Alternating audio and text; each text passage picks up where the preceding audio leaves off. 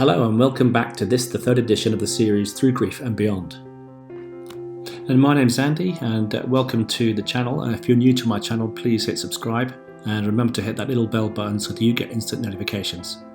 Okay, let's get straight to the video. Casting our mind back to the last video, you'll remember that I shared with you the story of Joe and Sam. Now Sam in particular, if you remember, we lost in the month of October.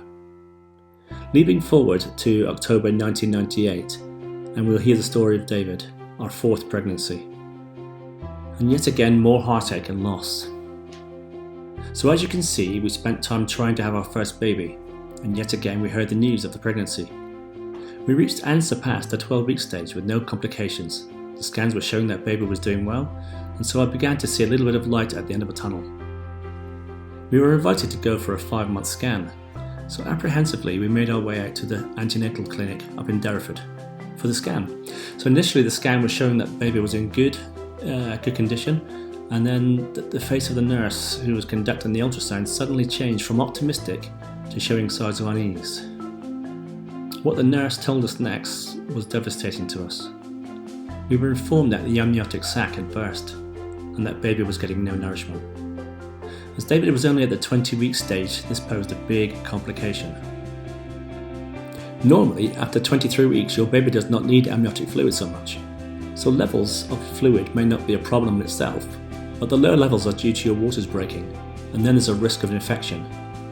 If you're under 24 weeks of pregnancy and the baby is born, sadly, it's unlikely that baby will survive. Again, Anita had to give birth to a child that wouldn't survive. Our worlds were rocked to the core. And we were told that David had already died.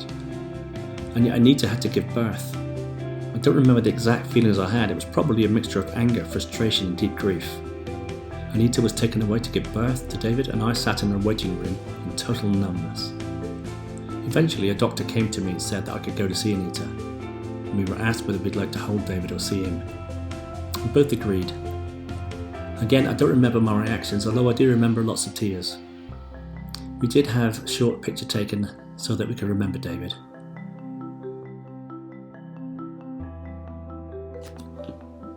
Once again, deep anger was rising up inside of me.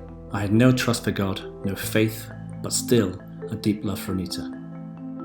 This loss drew us closer together, and although I did spend many months grieving the loss and wondering where God was in all this, I felt betrayed by him and ploughed all my energy back into work in an attempt to put him and the loss out of my mind.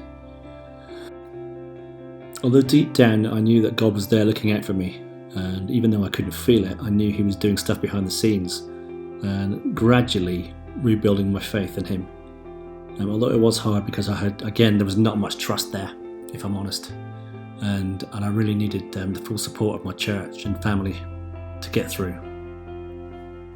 But I'd like to leave this video with a message of hope that although we've suffered many losses, when you come to the last video you'll see that something good does come out of it even when it hurts. Now if anything mentioned in this video has affected you in any way, please leave a comment in the section below and I will respond to you. You may well be looking at this video and seeking help yourself.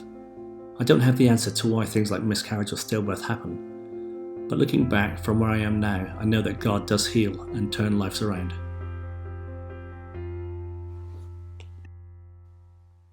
Thanks for your support and for tuning in. God bless you.